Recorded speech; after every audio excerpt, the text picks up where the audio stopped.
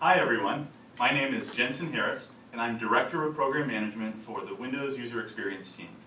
This is the first video in a series of videos we're going to be posting on our blog in the coming months that showcase cool stuff we've been working on for what we're codenaming Windows 8. We're here in our design room, which is one of the rooms where we have a lot of interesting discussions about the UI. If you look over here, you can see some of the stuff we have posted up on the wall to inspire us. Sometimes we put designs we're working on the wall. Now we've been pretty quiet. There's a good reason for that. As you can imagine, the team has had many ideas. Many of them were good, not all of them were, and so we wanted to wait and really try to figure out what was going to make its way into the product.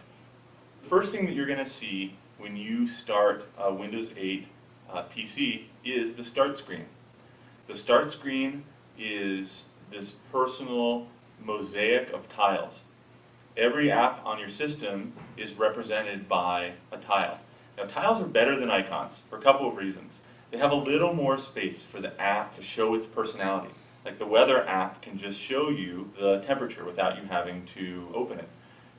We introduced a new platform based on standard web technologies, so HTML5 and JavaScript, and it allows the millions of developers who know how to use those technologies to create a new kind of app for Windows 8.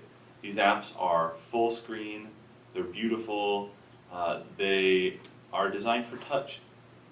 But of course they work great with mouse and keyboard as well, if that's what you have. We wanted to make it really fast and fluid to get between your running apps. You just take your thumb or your finger from the side and just swipe it in. As I do that, I run back through my list of running applications. One of the great things about a PC is that you can do two things at once. We created a feature called Snap.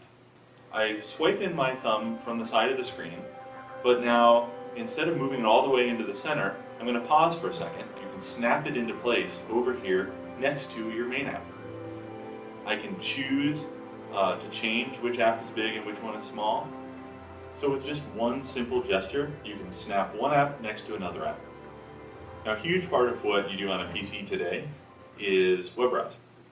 Internet Explorer 10 has a touch-first UI for panning the page very fluidly with the finger, for switching tabs. Here you can see the touch keyboard. One of the things that we realized though when we were using it was that typing requires you to reach all the way into the middle of the screen. And so we designed this thumbs layout, which is sort of more ergonomic and it feels really natural to use.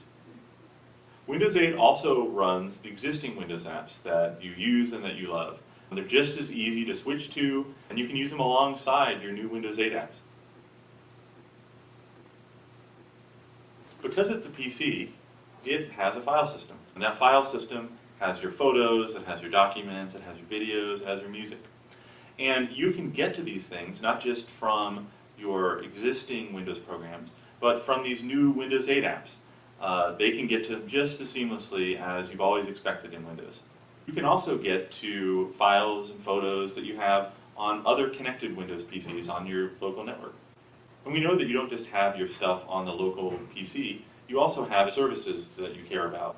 From Windows 8 apps, you can also pick files not just from the file system, but also from any other app installed on the system. We made it easy to get photos from one app to another app. This is the new version of Windows.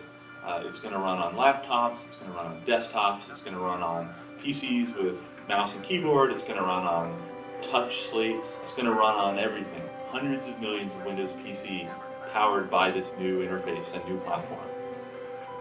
This has just been a small taste of what we're going to be showing over the next year, and we are so happy to finally be able to share it with you.